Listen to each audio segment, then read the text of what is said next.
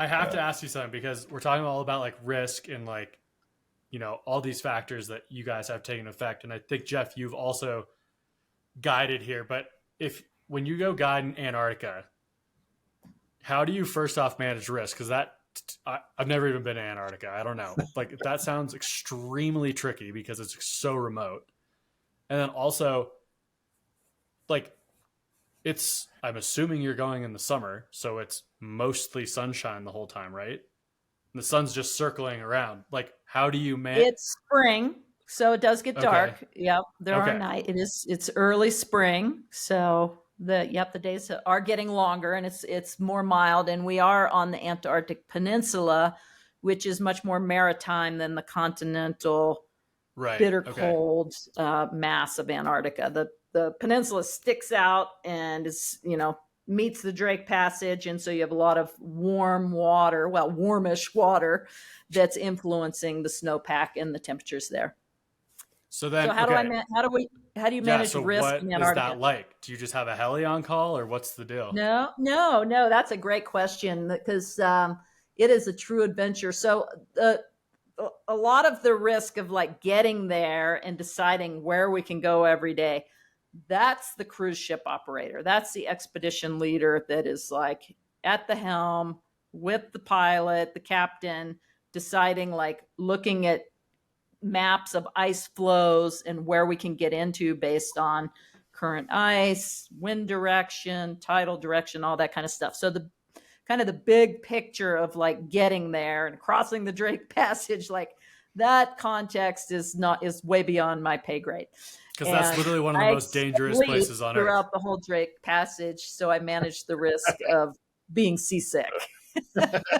Pro move. I'm a landlubber, but it's worth it.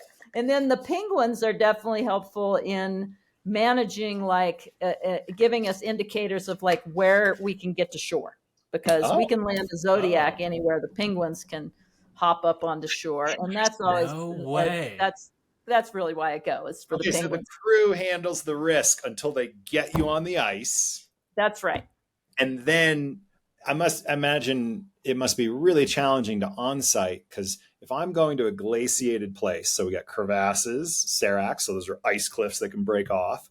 We've got avalanches, potentially steep terrain where people could slide on corn snow into the ocean or get avalanched into the ocean. Oh my gosh. And I'm guessing, there's probably not, the glaciers are probably changing rapidly and degrading like most places. And you also have the added challenge of, I can get regularly refreshed satellite imagery of the glaciers at any time of the year and track the trends of the crevasse field. So I'm like, oh, hey, we're definitely going to rope up for this zone, whereas this zone's a compression zone. And for the whole year, there haven't been crevasses here. Do you have data like that? And how do you manage all those variables? My palms are getting sweaty. Are so many and also variables. like, sorry, I got one last thing. Like, if you have some place where like it literally never melts entirely. So like, maybe I'm super ignorant here, help me out. But like, wouldn't there just be like an old snow problem constantly? No, but that's a really, really good question. And there isn't there, where it's a maritime snowpack. Oh, right. You've got the glacier rather than the earth, which the glacier's colder. So you typically aren't getting depth hoar development. It's all ice, all the snow's falling on ice. And it's a virtual desert. From the core of the earth. It's a virtual desert. Really, it doesn't snow that much in Antarctica. It just persists for a long time because it remains cold. So most of the problems that we're managing are, if it's a persistent problem, it's typically like a wind slab, which will last for a couple days. And those are pretty easily avoidable. But we're not, fortunately, managing old snow problems, because that would even increase the complexity of the decision. All those things we mentioned are easier to manage than the old snow problem on Red Mountain Pass in your backyard. They are. It's unbelievable. That's very telling. It's amazing. But we manage the risk. Your question about the mapping, I mean, it's all on-site guiding, which is one of the most exciting things about guiding there, because there are no good maps, even paper maps. I mean, the scale is so large that you can't, it'd be like contour lines would be like 200 meters apart, just really very, very poor definition. And then the digital maps have, it's almost impossible to know exactly where you're going to go. So uploading maps to be offline is tricky, and they're just not well developed for Antarctica yet, at least for the peninsula. So even though we do our best, we do track our tours, and then when we come back, say upload them to Gaia or another app, and then you'll have some terrain features that you can see, but still it's very, very poor detail. So it's mostly on-site guiding, and it's mostly going to places that we've been before. So we have some terrain familiarity from a guiding perspective. But we always rope up. As soon as we get on shore, we put the rope on. We guide in a team of 2 guides and 4 clients each, and we share a Zodiac getting to shore together. We have radio communication throughout the day. One team might go somewhere else, but we're always communicating, and we're kind of our little mini safety net. And then we also have safety in numbers because there's 25 guides, and we don't always go to the same zones, but we have a pretty robust group of experienced guides for any rescue that would be necessary. We don't use helicopters, although there is some heli skiing going on down there now with some of those super yachts. And we, read the terrain as we're going up, roped up. And if the weather's bad, the guide out in front puts some wands in to mark the way and mark some crevasses. And right on. And it's awful if you have to wear the rope on the way down. It's very, very rare that you do. Skiing with a rope on is awful. That sounds very tricky. Friendship on the downhill.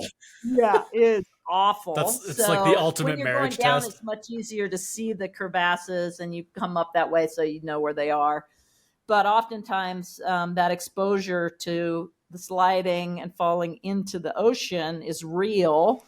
And we do have corn spring and icy conditions oftentimes. So we always have boot crampons, and oftentimes we'll shoulder or put our skis on our pack and then short rope our clients or set a fixed line up and down these exposed sections, unless we've got really skilled skiers. But that's oftentimes getting on and offshore is the crux for sure. Is that something where like they get you to shore and then they peace out back to the boat, or they stay on shore? Yeah, they're like running laps, dropping people off and picking another group up and taking them to another landing. Whoa. We always send a couple guides out before we go out with the clients to scout the landings, and oftentimes we have shovels and wands, and we'll put emergency gear there in case we would get stuck there, which has happened once where we had a hut. I was stuck with Andrew McLean and Doug Workman for probably about 4 hours. And fortunately, we had a hut before we were extricated by the ship, made a eddy from the wind. And they sent a Zodiac driver in to get us. And it was really dicey. We could have flipped that Zodiac easily. But that's very rare. But we always have emergency rations on shore and good backup, good comms. And then, you can't always get out and ski. That's the goal, is to get out as much as possible. But some days it's just too rowdy. Is there like a specific window of time that you're only allowed to do it there? Like you said, it's spring, so it does have a day and night cycle. Is that like a 3-month window basically that you're allowed to do that? No, it's probably about a 2-month window. The trips that this company's starting to do is much earlier in the season. Now they're going in October. We generally were going in November. Once you get a little bit later, it's just you're dealing with an isothermal snowpack, and it just doesn't have enough structure and cold temperatures to support good skiing. That's when you go to see the penguins. Okay. Yeah. Well, thank you for answering that. When I was reading through it's a trip of a lifetime. If any of you listening can afford it, it's definitely put that on your bucket list. It's a remarkable wilderness area. Do any of those people need cameramen? Yes, that's true.